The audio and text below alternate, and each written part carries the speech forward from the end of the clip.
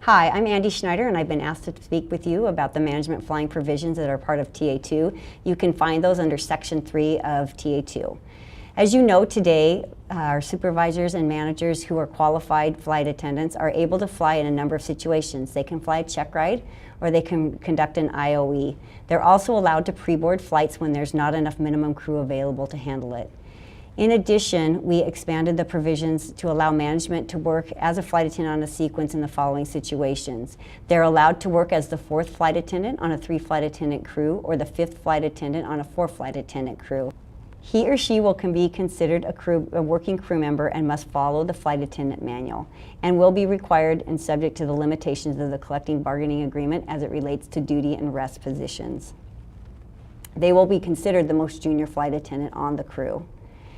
These management people must work an entire sequence or a portion of a sequence broke at the SIP. And maybe the most important part of this is that there will be no single source discipline that can result of having a management person work on your sequence. Safety issues will be eligible for submission under the ASAP program.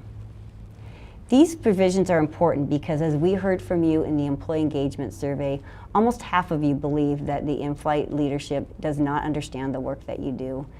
I personally think it's important that the leaders on my team are engaged with you and that are out in your environment, understanding the challenges you face every single day, real time. Today we can't do that, and it does limit our ability to be effective for you. It's also important that we work to build stronger relationships with you. And you know, your work happens on the plane. That's where we need to be, and so that we can engage with you and help problem solve with you and fix issues that impact your life every single day. There is one more provision that exists in the management flying, and that is flying to avoid a cancellation.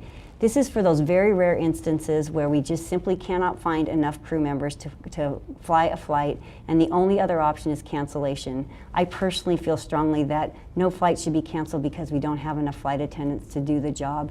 These situations are extremely rare, but they have happened in the past.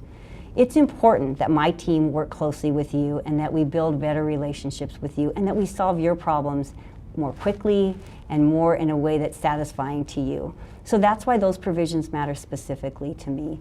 If you have any questions, don't hesitate to reach out to me, to a member of your negotiating committee, or reach out and ask your questions through the AFA website. Thank you very much.